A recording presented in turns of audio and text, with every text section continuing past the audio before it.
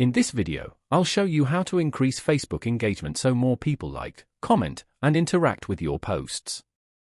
First, open the Facebook app on your phone and go to your profile or page where you usually post content. One of the easiest ways to increase engagement is by posting content that people find interesting or useful.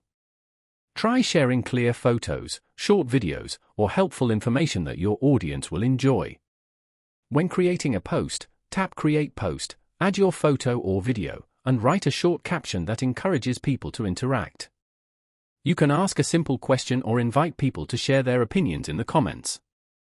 Another helpful tip is to post consistently. Try posting at times when more people are active so your content gets seen by more users.